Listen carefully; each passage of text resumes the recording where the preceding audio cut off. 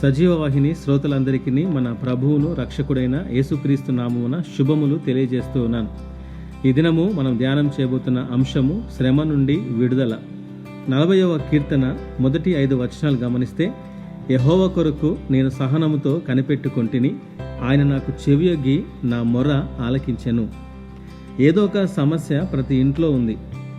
ఒక ఇంట్లో కుటుంబ సమస్యలు, మరొక ఇంట్లో ఆర్థిక సమస్యలు, ఇంకొక ఇంట్లో ఆరోగ్య సమస్యలు, వివాహాలు కావడం లేదని ఒకరు బాధపడుతుంటే పిల్లలు లేరని ఇంకొకరి బాధ.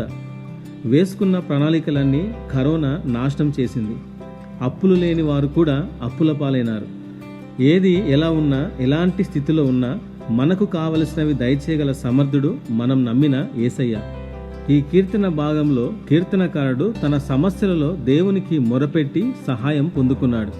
ఎలాంటి సమస్యలో ఉన్నాడంటే నాశనకరమైన గుంటలో మరియు జిగటగల దొంగ ఊబిలో ఉన్నాడు.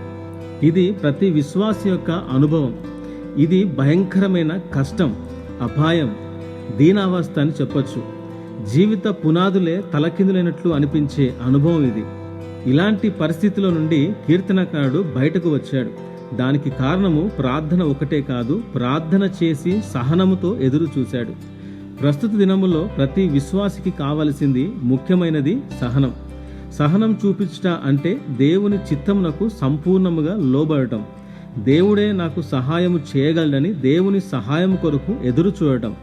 అబద్ధములు చెప్పి మాయమాటలు చెప్పే వారి వెంట తిరగకుండా దేవుని సహాయము కొరకే ఎదురు చూడటం. ఈరోజు నీవు కూడా కీర్తనకారుని వలె నాశనకరమైన గుంటలో జిగటగల దొంగ ఊబిలో ఉన్నావా? బయటకు వచ్చే అవకాశమే కనిపించటలేదా? కానీ అద్భుతమైన విషయం ఏంటంటే, లెక్కకు మించిన విస్తారమైన తలంపులు దేవుడు నీ పట్ల కలిగి ఉన్నాడు. ఈరోజు అడుగు నిలుపుటకు కూడా స్థలం లేదేమో, కానీ సహనముతో ఎదురు చూస్తే దేవుడు నిన్ను బండ మీద స్థిరపరుస్తాడు. నీ నోట క్రొత్త గీతమును ఉంచుతాడు. ఇటు మాటలు దేవుడు దీవించునుగాక. ఆమేన్.